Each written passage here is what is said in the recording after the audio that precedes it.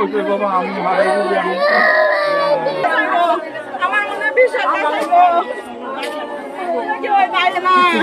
নরসিংদীর শিবপুরে পারিবারিক বিরোধে সংঘটিত হয়েছে ভয়াবহ হত্যাকাণ্ড।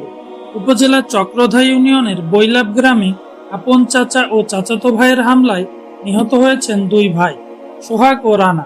তারা অবসরপ্রাপ্ত সেনা সদস্য আসাদুজ্জামান মন্টুর ছেলে।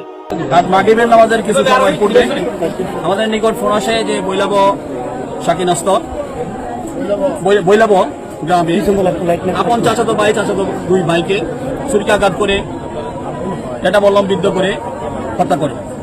স্থানীয়রা জানান, টিউবওয়েলে পানি নিয়ে দীর্ঘদিনের বিরোধের জেরে বুধবার বিকেলে তর্ক বিতর্কের এক পর্যায়ে চাচা মামুন ও তার ছেলে দিদার ও বিদ্যুৎ ধারালো অস্ত্র দিয়ে তাদের উপর হামলা চালায়। ঘটনাস্থলে রানা নিহত হন। হাসপাতালে নেওয়ার পর মারা যান সোহাগ। যে দুজন মারা গেছেন তাদের নাম হলো সোহাগ, একজনের নাম রানা, তাদের বাবার নাম হলো আসাদুজ্জামান মন্টু, আর তার আপন চাচাতো ভাই যারা তাদেরকে মেরেছে তাদের নাম হলো দিদার, বিদ্যুৎ এবং মামুন। তারা বাবা মামুন আর দুই ছেলে দিদার এবং বিদ্যুৎ।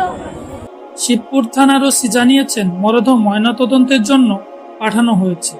অভিযুক্ত দিদারকে হবিগঞ্জ থেকে গ্রেফতার করেছে পুলিশ, আর বাকি অভিযুক্তরা পলাতক। দ্রুত গ্রেফতারের চেষ্টা চলছে।